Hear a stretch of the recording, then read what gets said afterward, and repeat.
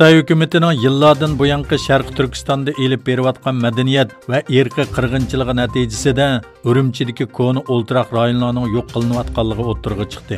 Shuning bilan birga Uyg'urlarning diniy va milliy qimmat qarashlariga vakillik qiladigan imoratlarmi buzg'unchilik uchirmoqda. Aytishlar qaraganda Urumchi shahridagi Baytulloh masjidi, Qoba masjidi, Davan Yopurg'i masjidi va G'arbiy Temir yo'li masjidi qatorliq nurg'un masjid chaqilgan. Xitoy doiralari islomga qarshi siyosatlarini 2014-yili e'lon qilgan islomni xitoylashtirish shiori bilan qonunli qilishga uringan edi.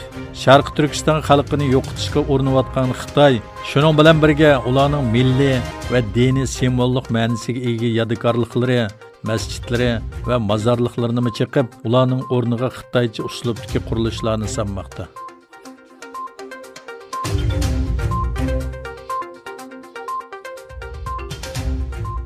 Yaqindan buyon Uyg'urlarning ommaviy taratquv harakatlari ba'zi donliq turklarning qo'llashiga erishmoqda. Oilasi Xitoy tarafidan tutqun qilingan va turmaga tashlangan Uyg'ur Umar Hamdulla Turkiyaga xitob qilib yordam chaqirig'i qildi. Umar Hamdulla ommaviy taratquv hisobida Sharq Turkiston vaziyatiga diqqat qilib kelayotgan turk yozuvchi Mahmad Ali O'nalni xat ko'chlab turk xalqiga xitob qildi. U mundaq dedi: "Hurmatli Mahmad Ali O'nal apandi, turk bo'lganligi uchun oilasi parchalangan millionlagan Uyg'urdan birsiman. 3 yildan buyon onam va qarindoshlarimning hayot yoki emasligini bilmayman. Ovozimni tarqitishga yordam qilishingizni so'rayman.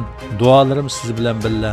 U yana ommaviy taratqularda e'lon qilgan videosida akalarining mollari musodir qilinib, nohaq qamoq jazosiga uchirganligini, chaqliq o'rindiqda o'ltirgan onasi bilan singlisining oqibatini bilmaydiganligini aytdi.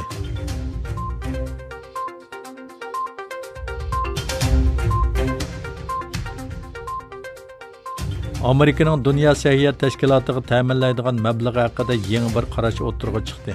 Prezident Trumpning mazkur tashkilotga bo'lgan yordamning hammasini to'xtatmaydiganligi, balki Xitoy bilan teng miqdorda o'taydiganligi ilgari surildi. Xitoy virusi yuqumida yuqumlanguvchi soni va o'lganlar soni jihatda dunyoda birinchi o'rinda turayotgan Amerika Dunyo sahiyat tashkilotini vaqtida ogohlantirmaslik va kerakli tadbirlarni olmaslik bilan ayblab keldi. Amerika mazkur tashkilotning eng chong mablag' bilan ta'minlaguvchisi bo'lib, hozir yiliga $400 million to'laydi. Amerikaning bu miqdorni 10 narsa azaytib, Xitoy bilan teng miqdorda, ya'ni yiliga 40 million ta'minlashni o'ylashayotganligini o'tirg'i qo'ydi.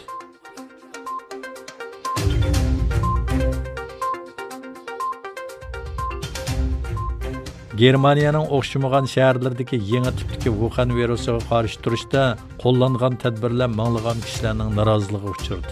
Minglagan kishi poytaxtdagi Rosa Luxemburg maydonida, parlament oldida va Aleksandr maydonida Xitoy virus tadbirlariga qarshi namoyishga qatnashdi. Namoyishchilar hukumatning Xitoy virus tadbirlariga qarshi shiorlar yozilgan lozunka va plakalarni ko'tarib norozilik bildirdi. Solchil guruhlarmi chekidan oshgan 10 qanotlarning bu namoyish qatnashganligini bahona qilib, qarshi namoyish tashkil etdi. Shuning bilan birga yuzlarcha kishi Frankfurt, Hamburg, Kolon, Düsseldorf, Potsdam va Essen shaharlaridagi COVID-19 tadbirlariga qarshi namoyish qatnashdi.